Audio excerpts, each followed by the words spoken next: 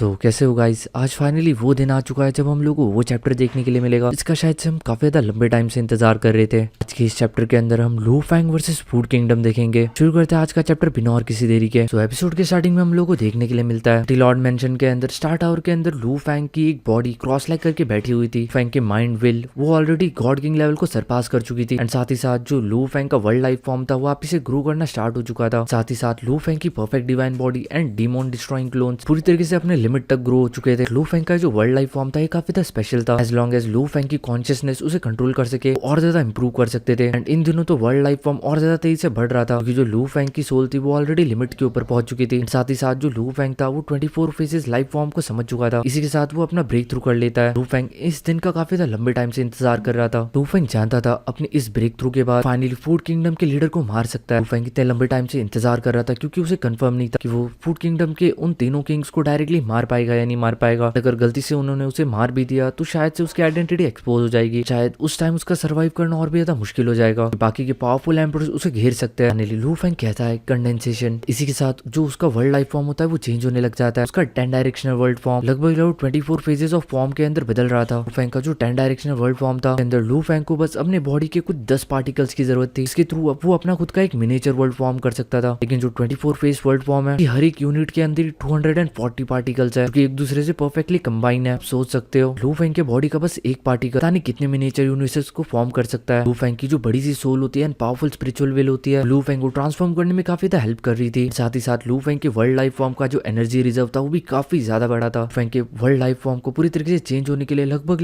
32 days लग जाता है। वो पूरी तरीके से कम्प्लीटली ट्रांसफॉर्म हो चुका था। लू फैंग के जितने भी क्लोन्स थे ड्रीम रिलम के अंदर, टियानजू रिलम के अंदर, चड्डू, जियांजी सिटी एंड बाकी के प्लेसेस के ऊपर वो भी धीरे धीरे ट्रांसफॉर्म होना स्टार्ट हो चुके थे। पहले उन क्लोन्स के अंदर का जो एनर्जी रिजर्व था वो काफी छोटा सा था लेकिन ट्रांसफॉर्मेशन के बाद काफी पावरफुल हो चुके थे। फैंग फाइनली उठ के खड़ा हो जाता है। उसके फेस के ऊपर एक सेटिस्फेक्शन वाली स्माइल होती है। सक्सेसफुल हो चुका था।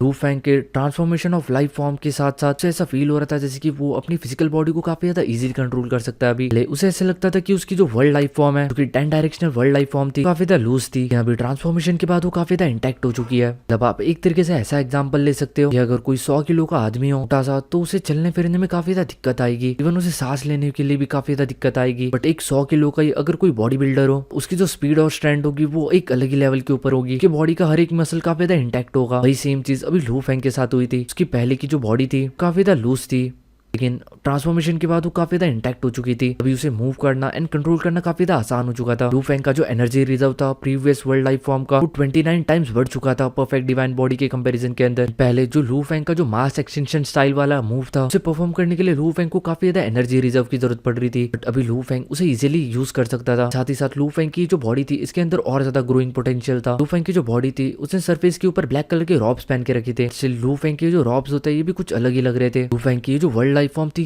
ज्यादा पावरफुल थी। इवन थॉट लू फैंग जैसे अपनी सांस छोड़ता था आसपास के जो वॉइड्स होते थे वो पूरी तरीके से कोलैप्स होना स्टार्ट हो जाते थे। आसपास की spiritual layers and space layers पूरी तरीके से टूट के बिखर जाती थी। लू फैंग को फील हो रहा था कि उसकी जो फिजिकल बॉडी वो कितनी ज्यादा पावरफुल हो चुकी है। लू फैंग को ऐसा फील हो रहा था कि उसकी जो फिजिकल बॉडी है वो भी उसके मास्टर के बराबर की हो चुकी है यानी कि मास्टर चू। स्टिल अगर आर्टिस्टिक कंसेप्शन के अंदर देखा जाए उसका जो करंट लाइफ फॉर्म था वो इतना अच्छा नहीं था। साथ ही साथ वो अपने अल्टीमेट परफेक्शन स्टेट के ऊपर भी नहीं पहुंचा था। इसके साथ फाइनली लू फैंग अपने आप से कहता है वो एक एम्पर लेवल को टच कर चुका है। फाइनली वो एम्पर लेवल के वॉरियर्स के साथ फाइनली फाइट कर सकता है। भले हरा नहीं सकता लेकिन वो उस लेवल के ऊपर पहुंच चुका है। पहले वो काफी ज्यादा वीक था। किसी भी एम्परर का एक ही मूव उसकी हालत खराब कर सकता था। अपनी पूरी जान मान लगा के बड़ी मुश्किल से 1 से 2 मूव्स को ही रोक सकता था। आप लोगों को याद होगा कि लू फैंग ने एक लोटस सीड उसने अपनी वर्ल्ड लाइफ फॉर्म के अंदर लगाई थी कि काफी ज्यादा तेज से ग्रो हो रही थी। एंड लू फैंग के वर्ल्ड लाइफ फॉर्म के अंदर का जो वर्ल्ड होता है वो काफी ज्यादा तेजी से बढ़ रहा था। लगभग थाउजेंड्स ऑफ टाइम एक्सपेंड हो चुका था। एंड साथ ही साथ लू फैंग की इस लोटस सीड के साथ वो डेफिनेटली और ज्यादा एक्सपेंड होने वाला था कि वाइटिलिटी भी एक अलग लेवल के ऊपर पहुंच चुकी थी। स्टेबिलिटी भी काफी ज्यादा स्टेबल हो चुकी थी पहले की कंपैरिजन के अंदर। जैसे ही लू फैंग अपने हाथों को वेव करता है वो रिवर के अंदर बदल जाता है। लू फैंग के रिवर का एक बूंद पानी लगभग 24 फेजेस ऑफ यूनिट से बना हुआ था। इसके एक बूंद से आसपास का स्पेस पूरी तरीके से फट के 1000 हो जा रहा था। लू फैंग किसी भी चीज का रूप ले सकता था जैसे कि कोई ह्यूमन फॉर्म, एनिमल फॉर्म या फिर कोई रिवर या फिर कोई स्टार। साथ ही साथ लू फैंग के पास स्टार टावर भी था। सोचता है अपने स्टार टावर के साथ अभी पूरे के पूरे ओरिजिन कॉन्टिनेंट के अंदर शायद ही उसके पास कितने ही अपोनेंट बच गए होंगे कि उसके साथ इस वक्त फाइट फाइट कर सकता है, किसी को भी मार सकता है। लू फेंग को इस वक्त ऐसा फील हो रहा था जैसे कि अपू निज भगवान है। अपने मचलते हुए मन को लू फेंग कुछ टाइम के बाद शांत कर लेता है, शिफ्ट होता है एंड हम लोग को सिटिंग माउंटेन गैस देखने के लिए मिलता है। थंडर एशियन किंगडम के अंदर बैठ के हुनियान ब्लड लाइन को कल्टीवेट कर रहे थे। सडनली उन्हें न्यूज मिलती है कि जो लू फेंग है वो ऑलरेडी ब्रेक थ्रू कर चुका है गॉड किंग लेवल के सेकंड लेवल के ऊपर। ये आपको पता ही होगा जो माउंटेन सिटिंग गेस्ट है उन्होंने प्रीमियम लेके रखा है लू फेंग की इंटेलिजेंस का। जब उनको पता चलता है कि लू फेंग सेकंड लेवल के ऊपर पहुंच चुका है तो डेफिनेटली उन्हें काफी ज्यादा खुशी हो रही थी। वो अभी सोच रहे थे कि जो लू फेंग की स्ट्रेंथ है वो डेफिनेटली लॉर्ड टियांगकुंग से काफी ज्यादा बढ़ चुकी होगी। स्टिल अभी भी लॉर्ड टियांगकुंग को पूरी तरीके से मार पाना ये काफी ज्यादा मुश्किल है। इवन एम्प्रेस या फिर मोनार्क्स भी उसके ऊपर अटैक करते हैं, उसे कंप्लीटली वाइप आउट करना थोड़ा सा मुश्किल रहेगा। तो लॉर्ड टियांगकुंग को अगर एक मौका भी मिला तो वो तुरंत रिकॉग्निट कर लेगा। कुल मिला के लू फेंग के पास बस एक ही मौका है लॉर्ड टियांगकुंग को मारने का। एक बार लॉर्ड टियांगकुंग रिकॉग्निट हो गया तो डेफिनेटली अपनी आइडेंटिटी को हाइड रखेगा, वो दोबारा कभी एक्सपोज नहीं होगा। इस वक्त मैं ये नहीं जानता कि लू फेंग को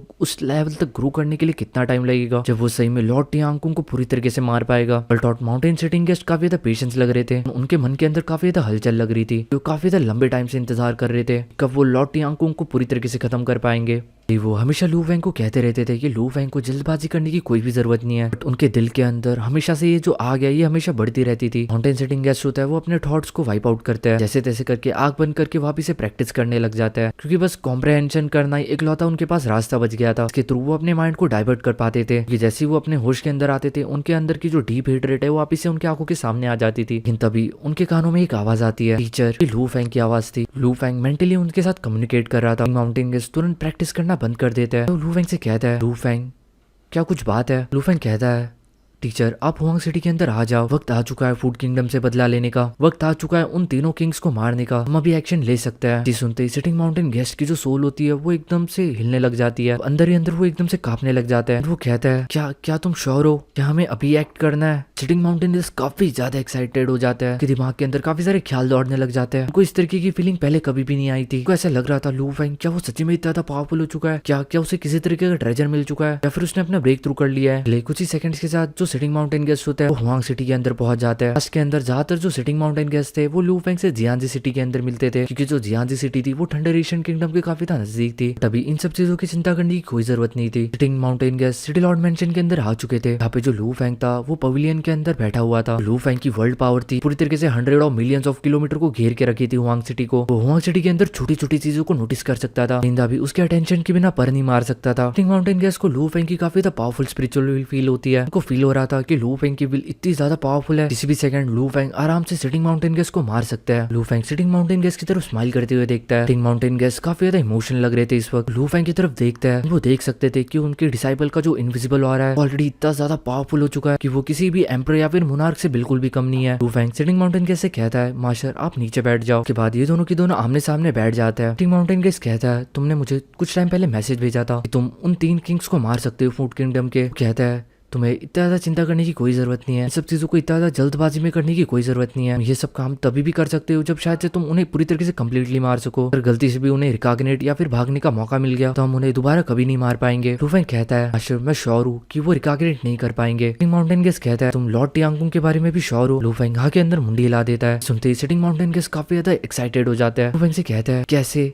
क्या तुम्हारे पास कोई पावरफुल सीक्रेट ट्रेजर है? तुम्हें काफी ज्यादा संभल के रहना पड़ेगा। अगर उन 2 एशियन कंट्रीज को तुम्हारी सीक्रेट ट्रेजर के बारे में पता चल गया तो वो डेफिनेटली तुम्हारे ऊपर अटैक कर देंगे। फेंग कहता है, अगर उन्हें पता भी चल गया तो क्या हुआ? मैं अपनी अपीयरेंस को चेंज कर सकता हूँ, मैं अपनी ब्रेथ को चेंज कर सकता हूँ, इवन कॉज एंड इफेक्ट को भी पूरी तरीके से ब्लर कर सकता हूँ। इवन अगर शायद से उन्होंने मेरे पास को इन्वेस्टिगेट भी कर लिया तो उन्हें मेरी वो आइडेंटिटी मिलेगी इसे इस दुनिया के अंदर किसी ने भी नहीं दिखा। लेकिन लू फेंग अपने आप को छुपाने वाला है। इवन अगर वो पकड़ा भी गया तो कभी ये पता नहीं लगा पाएंगे कि वो पर्सन है कौन। अगर देखा जाए तो शायद से लू फेंग पहले भी लॉर्ड ऑफ टियांगकुंग को मार सकता था, लेकिन स्टिल वो अपनी पावर्स को मदर रिवर, क्वीन ऑफ फैंडू सभी लोगों से काफी ज्यादा पावरफुल बनाना चाहता था। तब जाके शायद से उसे अपने ऊपर कॉन्फिडेंस आता। आज फाइनली वो दिन आ चुका है। सिटिंग माउंटेन गेस्ट कहता है, क्या तुम सही में रेडी हो? लॉर्ड रिवेंज लेना काफी ज्यादा जरूरी है, इन्हें मरना है, वो आज नहीं तो कल इवेंचुअली मरने वाला है। मैटर इस वक्त जो लोग जिंदा है वो ज्यादा करते हैं, मेरे पास अभी भी काफी वक्त है, हम अभी भी रुक सकते हैं। फेंग कहता है, टीचर मैं किसी भी तरीके की सीक्रेट ट्रेजर को इस्तेमाल नहीं करने वाला। ये चीज सुनने के बाद सिटिंग माउंटेन गेस्ट और ज्यादा शॉक हो जाता है। कहता है, क्या तुम उन 3 किंग्स को बिना किसी सीक्रेट ट्रेजर के मारने वाले हो? एंड वो काफी ज्यादा आश्चर्य के साथ लू फेंग की तरफ देखता है। फेंग हा के अंदर मुंडी हिला देता है। एंड इस मोमेंट के ऊपर जो सिटिंग माउंटेन गेस्ट थे वो रियलाइज कर चुके थे जो लू फेंग है वो ऑलरेडी उनके औकात से बाहर जा चुका है, यानी कि वो ऑलरेडी काफी ज्यादा पावरफुल बन चुका है। इवन वो किसी भी नॉर्मल एम्पर या फिर मोनार्क से काफी ज्यादा टेरिफाइंग हो चुका है। सिटिंग माउंटेन गेस्ट फाइनली अपने इमोशंस को काम डाउन करता है एंड स्माइल करता है एंड कहता है ठीक है। वो इस वक्त पूरी तरीके से तैयार हो चुके थे एक्शन लेने के लिए। लू फेंग कहता है टीचर कुल मिला के 5 गॉड किंग्स है फूड किंगडम के अंदर, क्या हमें उनमें से बस 3 को मारना है? सिटिंग माउंटेन गेस्ट कहता है उनके साथ मेरी राइवलरी है, बस king Tiang Kung, ancestor Wuojing and ancestor Diamo है, तीनों मेरे लिए काफी है। लू फेंग हा के अंदर मुंडी हिला देता है। टाइम इन लोगों ने सिटिंग माउंटेन गेस्ट के ऊपर हमला किया था तो उस टाइम जो रूलर था वो टियांग कुंग था। टुआंग कुंग उस वक्त फर्स्ट लेवल के ऊपर था डिवाइन किंग रिलम के। टियांग कुंग था वो काफी था बेकार किस्म का इंसान था, पूरी के पूरे ओरिजिन कॉन्टिनेंट के अंदर घूमता था। इसे तो बेकार ये तीनों के तीनों ही थे। उन्होंने 2 लोगों को और अपनी टीम के अंदर ऐड कर दिया। इसके अंदर से एक गॉड किंग स्कल पीक था, लॉर्ड ऑफ टियांग कुंग ने बुलाया था बिकॉज वो भी ओरिजिन ऑफ लाइफ को प्रैक्टिस करता था। वो आर्ट ऑफ स्प्लिटिंग के अंदर भी काफी अच्छा था तो काफी सारे छोटे मोटे मिशन को इजिली हैंडल कर सकता था। उसके हार्डवर्क के बदले वो उसे थोड़े बहुत रिसोर्सेज दे देता था। रही बात गॉड किंग लियू की, जो लड़की थी ये काफी था सिमिलर थी मास्टर जाओशेंग की जैसी, किसी से भी कोई भी मतलब नहीं था, एक छोटे से मार्जिनल कंट्री की रूलर थी। फूड किंगडम ने उसके ऊपर हमला कर दिया। एट द एंड अपने लोगों को बचाने के लिए इस लड़की को सरेंडर करना पड़ा एंड फिर ये लड़की फाइनली इन लोगों के साथ ही मिलकर काम करने लग गई। इन 5 में सबसे ज्यादा कमजोर है बट जैसे तैसे करके एट द एंड उसने अपने लोगों को बचा लिया। लू फेंग सिटिंग माउंटेन गेस्ट से पूछता है क्या आपको उन लोगों से कोई बात करनी है उनके मरने से पहले? सिटिंग माउंटेन गेस्ट कहता है नहीं, कुछ बोलने के लिए बचा ही नहीं है, मैं बस उन्हें मरा हुआ देखना चाहता हूँ। इसके बाद लू फेंग समझ जाता है, वहाँ के अंदर मुंडी हिला देता है। सिटिंग माउंटेन केस कहता है काफी तक केयरफुल रहना पड़ेगा कि जो 2 एशियन कंट्रीज है वो तुम्हारी आइडेंटिटी को डिस्कवर ना कर पाए। फेंग अपने बॉडी के ऊपर एक ब्लैक कलर के रॉब्स पहन लेता है, साथ ही साथ उसके फेस के ऊपर एक गोल्डन कलर का मास्क था। उसके जो बाल थे वो भी काफी था बड़े हो चुके थे, उसका ऑरा काफी था डार्क एंड काफी था डीप हो चुका था। उसके अंदर एक सेंस ऑफ टेरर था, तरीके से वो पूरी तरीके से इनविजिबल एंड फॉर्मलेस था, इसलिए वो इवन अपने लाइफ ऑरा को भी चेंज कर सकता था। ड्रीम मेमोरी के अंदर उसने वो जो यूज आई देखी थी के कारण जो लू फेंग का ऑरा था वो पहले से काफी ज्यादा डरावना हो गया था क्योंकि वो यूज आई वो भी काफी ज्यादा डरावनी थी। लू फेंग ने उसे यूज आई को कॉम्प्रेहेंड किया था। लू फेंग स्माइल करके कहता है मुझे नहीं लगता कि मेरे इस बेस के अंदर कोई भी मेरी आइडेंटिटी को गैस कर पाएगा। सिटिंग माउंटेन गेस कहता है बिल्कुल तुम्हारा जो ऑरा है वो पहले से भी काफी ज्यादा टेरिफाइंग लग रहा है इस वक्त। मैंने काफी सारे एम्परर एंड मोनार्क्स को भी देखा है थंडर एशियन किंगडम के, स्टिल उनके अंदर से भी इतना ज्यादा डरावना ऑरा नहीं निकलता। लू फेंग स्माइल कर देता है ये चीज सुन के। अभी जो सिटिंग माउंटेन गेस थे वो और भी ज्यादा श्योर हो चुके थे। लू फेंग के लिए उन तीनों को मारना कोई ज्यादा बड़ी बात नहीं है। हम लोग को देखने के लिए मिलता है जो सिटिंग माउंटेन गेस्ट होते हैं वो भी अपने बॉडी के ऊपर एक गोल्डन आर्मर पपेट पहन लेते हैं। पपेट ड्रेस को पहनने के कारण उनका जितना भी हो रहा था वो पूरी तरीके से सप्रेस हो चुका था। जो गोल्डन आर्मर पपेट था उन्होंने खुद रिफाइन किया था। चीज को देख के इवन लू फेंग भी शॉक हो जाता है। डेफिनेटली जो माउंटेन सिटिंग गेस्ट है वो एक जीनियस थे चीजों को रिफाइन करने में। टाइम के बाद जो लू फेंग होता है वो होंग सिटी के बाहर निकल जाता है, capital of king of food kingdom के अंदर पहुंच जाता है। फेंग कैपिटल ऑफ शी के अंदर से पूरी के पूरे एंटायर यूज सिटी को देख रहा था ऊपर खड़े खड़े। लू फेंग के एक्सप्रेशन थोड़े से कंफ्यूजिंग थे। सिटिंग माउंटेन गेस्ट उससे पूछता है क्या हो गया? फेंग कहता है कि जो लॉर्ड टियांग कुंग का ट्रू फॉर्म है इस वक्त रॉयल कैपिटल के अंदर नहीं है। फेंग इस वक्त अपनी रियल बॉडी को अपने साथ लेके आया है यानी कि वर्ल्ड लाइफ फॉर्म, साथ ही साथ वो अपने सीक्रेट ट्रेजर यानी कि स्टार टावर को भी यहाँ पे लेके आया है। लू फेंग इस काम के अंदर कोई भी रिस्क नहीं लेना चाहता था, साथ ही साथ लू फेंग इतना पावरफुल तो हो ही चुका था वो आराम से आसपास के स्पेस को मैनिपुलेट कर सके। वो पूरी की पूरी शी किंगडम को छान चुका था। अकॉर्डिंग इस जगह पे बस लॉर्ड ऑफ टियांग कुंग का एक क्लोन था, उनकी रियल बॉडी यहाँ पे नहीं थी। रही बात एंसेस्टर वूजिंग की, एंसेस्टर स्वॉर्ड डीमन की, इन दोनों के ऊपर ऑलरेडी मेरे जो क्लोन्स है वो ऑलरेडी लॉक कर चुके हैं, यानी कि लू फेंग ने अपने कुछ क्लोन्स भी फॉर्म कर लिया है कि इन दोनों के पीछे लगे हुए हैं। वो कभी भी किसी भी वक्त इन दोनों को मार सकता है, लेकिन अगर लू फेंग ने पहले इन दोनों को मार दिया लॉर्ड ऑफ टियांग कुंग को पता चल जाएगा एंड उसे समझने का मौका मिल जाएगा। इसलिए वो लोग डिसाइड करते हैं वो लोग कुछ टाइम तक लॉर्ड ऑफ टियांग कुंग का इसी जगह पे इंतजार करेंगे। सिटिंग माउंटेन गेस्ट होता है वो कहता है टियांग कुंग के इंटेलिजेंस का प्रीमियम लेके रखा है। जहाँ तक कि मुझे इन्फॉर्मेशन के अकॉर्डिंग पता है जो लॉर्ड ऑफ टियांग कुंग है जब उसकी last time real body destroy हो गई थी तब से वो अपनी रियल बॉडी को वापस से रिबिल्ड करने में लगा हुआ है हुनयान ब्लड लाइन के थ्रू, एंड इसलिए वो किसी भी ट्रेजर प्लेसेस के अंदर जाना अवॉइड कर रहा है इस वक्त। अगर वो किसी ट्रेजर लैंड के अंदर नहीं गया तो वो कहीं बाहर गया होगा, जरूर वापस से लौट के आएगा, तो कुछ टाइम इंतजार करना चाहिए। सीन शिफ्ट होता है, हम लोग को यांग एशियन कंट्री यानडू देखने के लिए मिलता है जहाँ पे डियान के सामने टियांग कुंग बैठा हुआ था, बैठ के खाना खा रहे थे एंड आपस में बात कर रहे थे। डियान होती है वो लॉर्ड ऑफ टियांग कुंग की तारीफ कर रही थी ताकि पूरी की पूरी ओरिजिन कॉन्टिनेंट के अंदर इस तरीके का खाना और कौन बना सकता है, आई मीन बनवा सकता है। इसके अंदर जो भी इंग्रेडिएंट है वो काफी ज्यादा टॉप नॉच के थे। टियांग कुंग कहता है मैंने ये सारी की सारी चीजें आप ही के लिए प्रिपेयर की थी। टियांग कुंग काफी ज्यादा हम्बल बन के रह रहा था। इंग्रेडिएंट्स को कंज्यूम करने से इवन आपकी हुनयान ब्लड लाइन के अंदर जो अंडरस्टैंडिंग है वो भी काफी ज्यादा बढ़ेगी। कुल मिला के जो टियांग कुंग था वो यहाँ पे मक्खन लगाने की कोशिश कर रहा था। जो भी खाना टियांग कुंग बनाता था वो खाना डियान को काफी ज्यादा अच्छा लगता था। वैसे भी यांग एशियन किंगडम के अंदर जितने भी लग्जरियस पीपल है उन्हें लग्जरी अफोर्ड करना काफी ज्यादा पसंद है। डियान कहती है कि तुम मेरे लिए काफी ज्यादा लंबे टाइम से काफी ज्यादा डिलीशियस फूड बना रहे हो, अगर तुम्हें मेरी कोई मदद की जरूरत हो तो तुम मुझे बता सकते हो। टियांग कुंग की ये आदत काफी ज्यादा अच्छी थी, वो कभी भी किसी के सामने हाथ नहीं फैलाता था, वो लोगों के ऊपर तब तक एहसान करता था जब तक सामने से कोई पर्सन ना कह दे। टियांग कुंग कहता है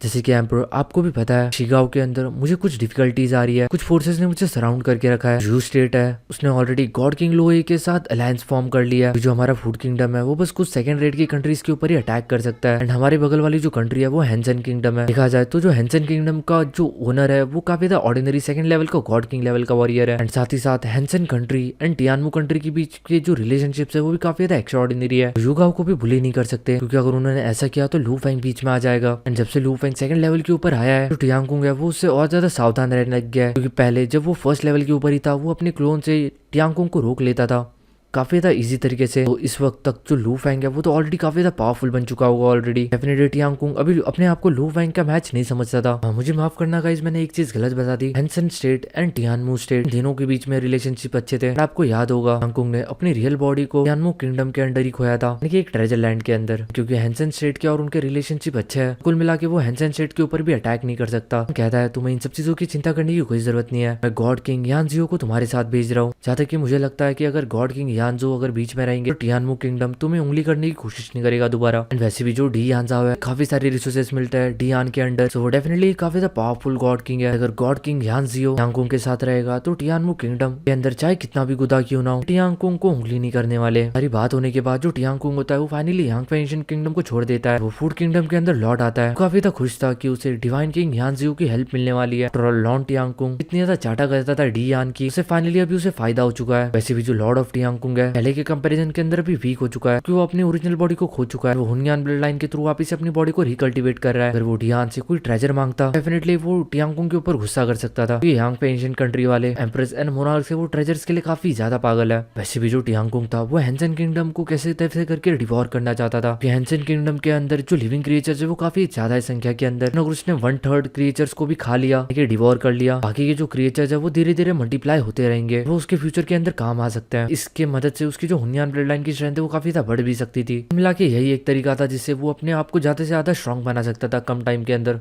दूसरी तरफ हम लोग को देखने के लिए मिलता है जैसे जो लॉर्ड ऑफ टियांगकुंग होता है वो अपने रॉयल कैपिटल के अंदर लौटता है। जो लू फेंग था उसे पता चल चुका था, तो वो जाओ शेंकी के साथ मिलकर आराम से कुछ स्किल्स एंड काफी सारी चीजें एक्सचेंज कर रहा था। सडनली उसके एक्सप्रेशन चेंज हो जाते हैं। हिटिंग माउंटेन गैस भी समझ चुके थे, उनके आंखों के अंदर भी एक चमक हम लोग को देखने के लिए मिल सकती थी। रॉयल कैपिटल का सीन देखने के लिए मिलता है जिसके अंदर जो लॉर्ड टियांगकुंग था मेन हॉल के थ्रोन के ऊपर बैठा हुआ था। उसे काफी ज्यादा भूख लगी थी। उसे भूख लगी थी इसका मतलब उसे खाने को डिवोर करना था लिविंग क्रिएचर्स को। एंड वो काफी ज्यादा लंबे टाइम से एम्परर यान की चाट रहा था। उसने अपने खाने का बंदोबस्त पहले ही करके रखा था। वो अपने एक नौकर यानी कि ग्रेट से जियोजू से कहता है जाओ जल्दी मेरे लिए मेरा खाना लेके आओ। एक ट्रांसपेरेंट बॉटल लाके टियांगकुंग को दे देता है। ट्रांसपेरेंट बॉटल के अंदर लगभग बिलियंस ऑफ लिविंग बींग्स थे जिन्हें इम्प्रिजन करके रखा गया था। ग्रेट से जियोजाओ था, चौज रिलम का वॉरियर था। वो रिस्पॉन्सिबल था काउंटलेस क्रिएचर्स को इधर उधर से उठाने के लिए। काफी ज्यादा लॉयल एंड हार्ड वर्किंग था। कहता है master large portion of food के अंदर लगभग 3000 इटर्नल ट्रू गॉड्स है, लगभग 50 मिलियन वॉइड ट्रू गॉड्स है, 5 ट्रिलियन ट्रू गॉड्स है, कुछ 5-6 ट्रिलियन वो छोटे मोटे लोग हैं जो कि इवन अभी तक ट्रू गॉड लेवल के ऊपर भी नहीं पहुंचे। सारे के सारे लोग इस वक्त इस फूड बॉटल के अंदर है। मिला के उस ट्रांसपेरेंट बॉटल के अंदर 8 ट्रिलियन लिविंग बींग से भी ज्यादा जिंदगियां थी। लॉर्ड ऑफ टियांगकुंग से काफी ज्यादा सेटिस्फेक्शन के साथ देख रहा था। फूड किंगडम के अंदर इतना ज्यादा लार्ज अमाउंट के अंदर खाना कलेक्ट करना इतना ज्यादा आसान नहीं था। छोटे मोटे ट्राइब से जा जाके लोगों को उठा के लाना पड़ता था। वो एकदम से ज्यादा लोगों को भी नहीं उठा सकते थे, क्योंकि इससे वो बाकी के रूलर्स का अटेंशन ग्रैब कर सकते हैं। इसलिए कुछ इधर से तो कुछ उधर से ऐसी कर करके उसे लोगों को उठाना पड़ता था। टियांगकुंग जैसे ही हाथ आगे बढ़ाता है यीजाओ के हाथ से वो ट्रांसपेरेंट बॉटल लेने के लिए, उसे एक झटका लगता है। उसे फील होता है कि उसके सामने की जितनी भी दुनिया है वो पूरी तरीके से डिसअपियर हो चुकी है। वो अपनी फिजिकल बॉडी को सेंस नहीं कर पा रहा। उसके सामने वो काफी सारे कंडेंस स्टार्स को देख पा रहा है। एक बहुत बड़ा स्टार जो कि काफी ज्यादा तेज से स्पिन कर रहा है, उसे काफी ज्यादा क्लियरली देख सकता था। वो स्टार उसी को कुचलने के लिए आगे बढ़ रहा था। स्टार इतना ज्यादा तेज था कि इससे बचना लगभग मुश्किल नहीं नामुमकिन था।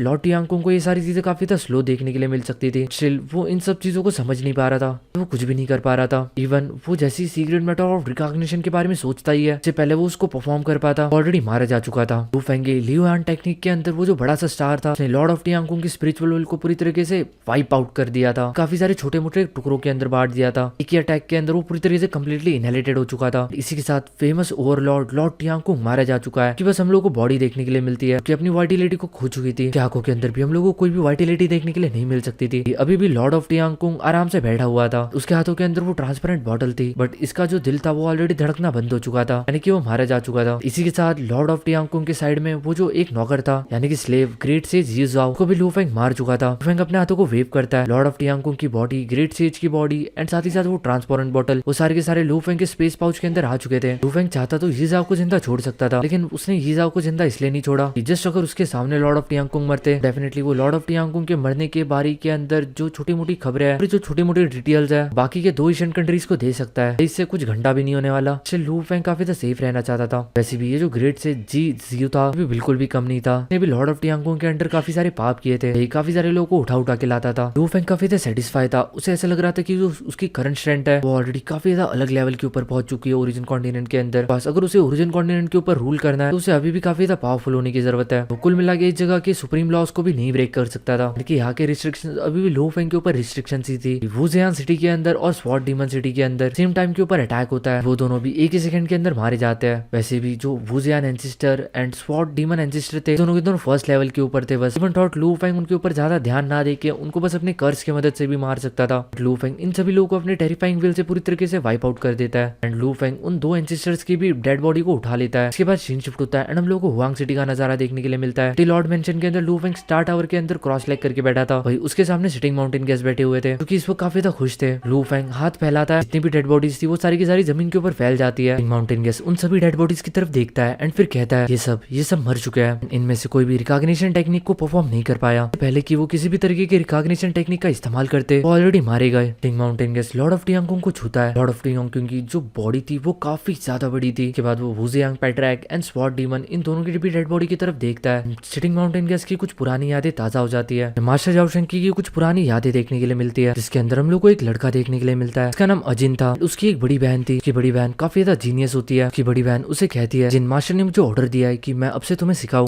मास्टर की बिहाफ के ऊपर मैं तुम्हें सिखाऊंगी, तुम्हें रिलम ऑफ चॉस के ऊपर कैसे भी करके पहुंचना है, भी तुम मेरे से एक कदम ज्यादा तेज हो। जिन कहता है सिस्टर क्या आप मेरे साथ कल्टीवेशन पाथ के ऊपर चलने वाले हो। उसकी जो सीनियर सिस्टर होती है वो आँख के अंदर मुंडी हिला देती है। उसके आंखों के अंदर हम लोगों को थोड़ा सा पानी देखने के लिए मिल सकता था। अपने भाई के लिए काफी प्राउड फील कर रही थी। गाइस मुझे माफ करना, वो अजिन नहीं था, वो जिन था। जिन मास्टर जाओशेंग की है, इन्होंने इवन वर्ल्ड ऑफ जिन को भी बनाया था। मास्टर जाओशेंग की कहता है फाइनली मैंने तुम सभी लोगों का बदला ले लिया। ये सारी की सारी यादें ताजा हो चुकी थी, अपने पुराने लोग याद आ रहे थे कि दिल के अंदर जितनी भी एंडलेस हेटरेट थी, जितनी भी अनविलिंगनेस थी, धीरे धीरे करके फेड ऑफ हो रही थी। इस दिन के लिए काफी ज्यादा लंबे टाइम से इंतजार किया था। इवन थॉट इन सब लोगों के मरने के बाद भी मास्टर जाओशेंग को एकदम बहुत ज्यादा खुशी नहीं हो रही थी, बस सेटिस्फेक्शन मिल रहा था। इतने टाइम से जिस गोल के पीछे वो भाग रहा था, फाइनली उस गोल को उन्होंने अचीव कर लिया। लेकिन अभी आगे क्या करना है उन्हें कुछ भी नहीं पता। लू फेंग बस सिटिंग माउंटेन गेस को इस तरीके से देखता रहता है। फाइनली सिटिंग माउंटेन गेस धीरे धीरे करके अपने सेंसेस को रीगेन करता है। लू फेंग की तरफ देखता है, उसे थैंक्स कहता है मेरे अंदर इस वक्त कोई रिग्रेट्स नहीं है। लू फेंग भी सिटिंग माउंटेन गेस्ट को थैंक्स कहता है एंड कहता है मास्टर आज मैं जो कुछ भी हूँ मैं आप ही के कारण हूँ। के बाद जो सिटिंग माउंटेन गेस्ट होता है वो लॉर्ड ऑफ टियांगकुंग एंड उस दूसरे कॉप्स की तरफ इशारा करते हुए कहता है तीनों को जितना ज्यादा जल्दी हो सके उतना जल्दी तुम्हें डिकम्पोज करना होगा। जल्दी पूरी की पूरी ओरिजिन कॉन्टिनेंट के अंदर इस चीज के बारे में बातें फैल जाएगी एंड इस कॉप्स को वो ट्रेस करते हुए तुम्हारे तक पहुंच सकते हैं। लू फेंग हाँ के अंदर मुंडी हिला देता है एंड वो कहता है ये जो 3 लाश है ये कभी भी स्टार टावर से बाहर नहीं जाने वाली। जाओशेंकी कहता है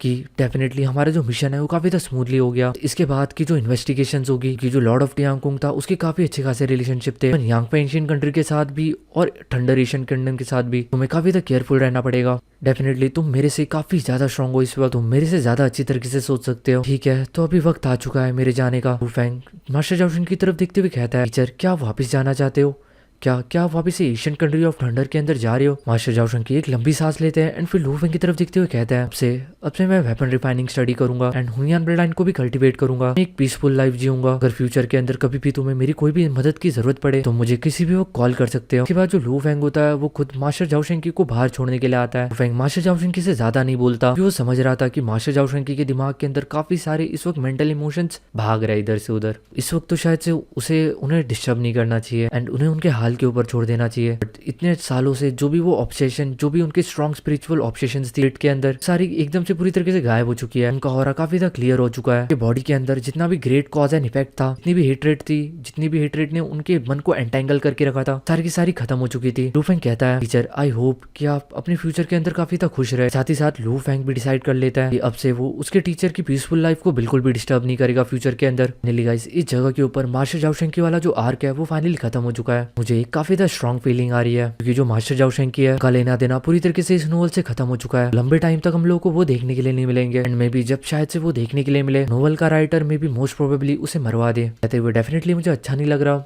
जहाँ तक कि मेरा दिमाग दौड़ सकता है यही लग रहा है क्योंकि उनका काम पूरी तरीके से इस नोवेल से खत्म हो चुका है। अगर वो इस नोवेल के अंदर थोड़ा बहुत और कंट्रीब्यूट कर सकते हैं तो डेफिनेटली वो मर के ही कर सकते हैं। उनके मरने के बाद ही जो लू फेंग है वो शायद से और ऊंचाइयों को गेन कर सकता है। उसके अंदर का जो हिडन पोटेंशियल है वो और ज्यादा जाग सकता है। बट गाइस, ये बस मेरी एक हाइपोथेसिस है। ये चीज मेरे दिमाग में आ गई थी इसलिए मैंने ये चीज आप लोगों को बता दी। फिलहाल इस वक्त इस नोवेल के साथ इसका कोई भी लेना देना नहीं है। फिर शुरू करते एक नया आर्क हमें देखने के लिए मिलता है। जो लू फेंग होता है वो हुआंग सिटी के अंदर आराम से अपने सिटी लॉर्ड मेंशन के अंदर बैठ के दारू पी रहा होता है। ऑलरेडी उन 3 किंग्स को मार दिया है फूड किंगडम के। उनके मरने से डेफिनेटली ओरिजिन कॉन्टिनेंट के अंदर काफी ज्यादा हलचल होंगी क्योंकि ये जो तीनों लोग थे काफी ज्यादा रिन्यूड लोग थे, कि जाने माने फिगर। डेफिनेटली जो 2 एशियन कंट्रीज है वो एक इन्वेस्टिगेशन भी कंडक्ट कराएगी। सीन शिफ्ट होता है एंड हम लोग को गॉड किंग लियू देखने के लिए मिलती है। फूड किंगडम की 5th गॉड किंग है। जैसे कि मैंने आप लोगों को बताया था कि फूड किंगडम के अंदर कुल मिला के 5 गॉड किंग्स है। 3 को लू फेंग मार चुका है एंड 2 अभी भी जिंदा है। एंड ये जो 5वीं वाली है यानी कि God king Liu definitely intention से बुरी नहीं है। जैसे वो बाकी के 3 लोग मरे थे, इसे भरोसा नहीं हो रहा था। इवन लॉर्ड टियांगकुंग को शायद से रिकॉग्निट करने का मौका भी ना मिला हो, फिर मिला भी हो तो इस चीज से वो कुछ भी नहीं कर सकती। अगर लॉर्ड टियांगकुंग को किसी पर्सन ने मारा है तो वो डेफिनेटली कोई एम्पर या फिर कोई मोनार्क होगा। लॉर्ड टियांगकुंग से नहीं बच पाया तो इसकी तो कोई औकात ही नहीं है। तुरंत ये अपने लोगों को खाली करने लग जाती है, यानी कि इसके जितने भी कंपेनियंस वगैरह जो कुछ भी होते हैं वो तुरंत ये एक सेफ जगह के ऊपर शिफ्ट करना स्टार्ट कर देती है। तो काफी बड़े स्केल के अंदर वास्ट माइग्रेशन देखने के लिए मिलता है।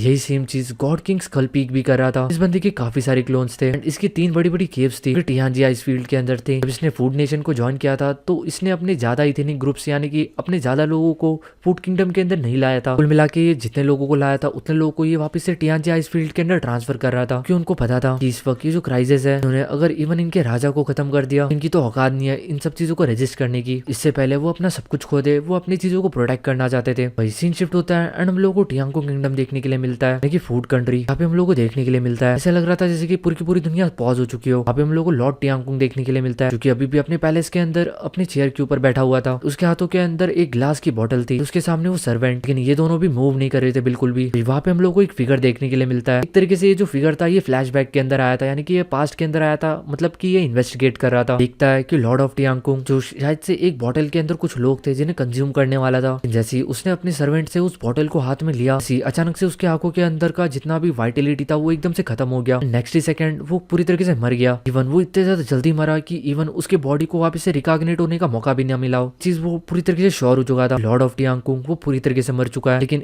ये जो इन्वेस्टिगेशन करने वाला बंदा था समझ नहीं आ रहा था आखिर इतने ज्यादा पावरफुल पर्सन को किसने मारा होगा। सेम टाइम के अंदर जो शी किंगडम के बाकी के 2 लॉर्ड्स है वो भी मारे गए। लोगों ने किसी पावरफुल फिगर से पंगे ले लिए थे। चाहे जो कुछ भी हो, इन्हें मारने वाला जो भी पर्सन हो वो सोल बेस्ड अटैक के अंदर काफी ज्यादा माहिर था। तो उसने सोल बेस्ड अटैक या फिर विल बेस्ड मेथड से इस बंदे को मारा है। के बाद वो जो बंदा होता है वो पूरे के पूरे एंटायर रॉयल कैपिटल को चेक करता है। इवन वो आसपास की जगहों को भी चेक करता है एंड जितनी भी चीजें थी वो पूरी तरीके से पॉज हो चुकी थी। पूरे के पूरे एरिया को चेक करने के बाद भी इसे ज्यादा कुछ नहीं मिलता। के बाद उसके हाथों के अंदर कुछ सैंड होती है। असल में ये जो बंदा था ये थंडर एशियन किंगडम से था। इसे यहाँ पे तहकीकात करने के लिए भेजा गया था। इसके एंसेस्टर के द्वारा इसे कुछ रेत दी गई थी। वो उस रेत को हवा के अंदर उठाता है यानी कि उड़ाता है। उसे तुरंत कुछ पास्ट के सीन देखने के लिए मिलता है, यानी कि उसे आसमान के अंदर 2 फिगर देखने के लिए मिलता है। डेफिनेटली मास्टर जाओ शेंकी एंड लू फेंग थे। लू फेंग ने ब्लैक कलर के रॉब्स पहन के रखे थे एंड फेस के ऊपर मास्क था। साथ ही साथ जो मास्टर जाओ शेंकी थे उन्होंने भी एक गोल्डन कलर का पपेट कॉस्ट्यूम पहन के रखा था जिसके अंदर पूरी तरीके से उनका जो ऑरा था वो पूरी तरीके से छुपा हुआ था। कुल मिला के इन दोनों को पहचान पाना पूरी तरीके से मुश्किल था। लू फेंग के बॉडी के अंदर से निकलने वाला जो ऑरा था काफी ज्यादा टेरिफाइंग था, इवन किसी एम्परर या फिर मोनार्क से भी ज्यादा पावरफुल ऑरा फील करके इवन ये जो बंदा होता है इसकी भी धड़कनें काफी ज्यादा तेज हो जाती है। इसे भी काफी ज्यादा डर लगने लग जाता है लू फेंग से। समझ नहीं आ रहा था कि इतना ज्यादा पावरफुल एग्जिस्टेंस आखिरकार ये है कौन। मिला के इसे ऐसा लग रहा था कि वो जो मिस्टीरियस स्ट्रॉन्ग मैन है एंड वो जो दूसरा पर्सन है वो मे बी उसका पपेट सर्वेंट होगा। लेकिन ये काफी ज्यादा स्ट्रेंज थिंग है, ये बंदा अपने पपेट को यहाँ पे लेके आया था ऐसी किसी चीज को करने के लिए।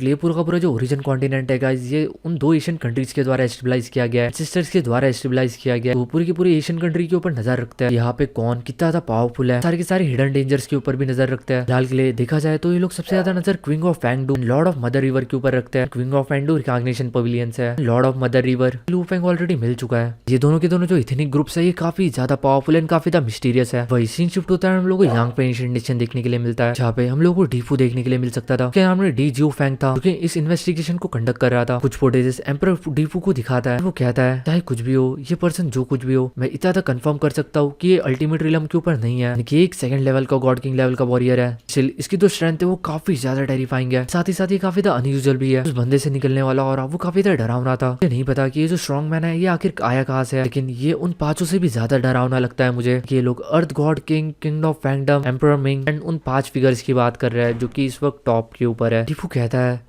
शायद से ओरिजिन कॉन्टिनेंट के अंदर सही में ऐसी बीइंग्स है जो कि सेकंड लेवल के पीक लेवल तक पहुंच चुके हैं। उनके पास बस रिसोर्सेज की कमी थी, शायद से जैसे उन्हें रिसोर्सेज मिले वो उस गैप को फिल आउट कर चुके हैं, कि वो सेकंड लेवल के ऊपर काफी ज्यादा एडवांस लेवल के ऊपर पहुंच चुके हैं। जहां तक कि जो भी पर्सन है इस बंदे को मारने वाला, वो बंदा वो सोल बेस्ड अटैक के अंदर काफी ज्यादा अच्छा है। जहां तक कि मैं अंदाजा लगा सकता हूँ पूरे ओरिजिन कॉन्टिनेंट के अंदर कि जो इतने ज्यादा सोल बेस्ड अटैक के अंदर इतना ज्यादा पावरफुल है, वो एक तो पूजिन हो सकता है, या फिर लो हो सकता है, या फिर एम्परर जिया हो सकती है। पूजिन है वो काफी ज्यादा लो की मिस्टीरियस पर्सन है, जो कि सेकंड लेवल के ऊपर है, गॉड किंग लेवल के। वो काफी ज्यादा रेयरली किसी भी डिस्प्यूट्स के अंदर पार्टिसिपेट करता है। इवन उसने कुछ डिसाइपल्स को भी रिक्रूट किया था ओकेजनली। उसके डिसाइपल वो भी सेकंड लेवल के ऊपर है, गॉड किंग लेवल के। उन्हीं में से एक वुजिन गॉड किंग था। रही बात लू फैंग की, उसकी जो विल पावर है वो ऑलरेडी अल्टीमेट लेवल तक पहुंच चुकी है, गॉड किंग लेवल के। वो काफी ज्यादा लंबे टाइम से लू फैंग को ऑब्जर्व करता था, इसलिए वो इस चीज के बारे में जानता था। लेकिन इसे ये चीज नहीं पता कि लू फैंग की will already God king level को भी सरपास कर चुकी है। तीसरा पर्सन है एम्परर बोरार, जो कि पूरे ओरिजिन कॉन्टिनेंट के अंदर ये जो बंदा है इसके पास हाईएस्ट अचीवमेंट है विल पावर के अंदर। इसकी जो विल है वो ऑलरेडी अपर लिमिट को भी सरपास कर चुकी है, जो कि सुप्रीम रूल्स के द्वारा सेट किए गए थे। थॉट इसके पास युआन की कुछ इनहेरिटेंस भी है। बीस्ट रिवोल्यूशन के बारे में स्टडी करता रहता है हमेशा, साथ ही साथ वो हुनियन लाइफ फॉर्म के बारे में भी स्टडी करता है। ये इसके लिए काफी ज्यादा आसान होगा। इस वक्त जो डीफू था उसे कुछ भी समझ नहीं आ रहा था, क्या ये सही में पूजिन हो सकता है जो कि काफी ज्यादा लंबे टाइम से शांत था, या फिर ये लो है जो कि काफी ज्यादा टेरिफाइंग पोटेंशियल रखता है, या फिर एम्परर बोरार, इसके बारे में इवन कोई सोच भी नहीं सकता। सीन शिफ्ट होता है, हम लोग को सिटी लॉर्ड मेंशन के अंदर लू फैंग देखने के लिए मिलता है। डिटेल इन्फॉर्मेशन को मंगा रहा था टियांगकुंग किंगडम लॉर्ड के बारे में, कि उसने अभी जो भी रायता फैलाया था वो उस चीज के बारे में इन्वेस्टिगेट कर रहा था। अभी किस किस को कितना कितना पता चला है। वो यांग फैंग एशियन गिल्ड हॉल से इन्फॉर्मेशन परचेज करता है, उसे पता चलता है ऐसे यांग फैंग गिल्ड हॉल को पता चल चुका है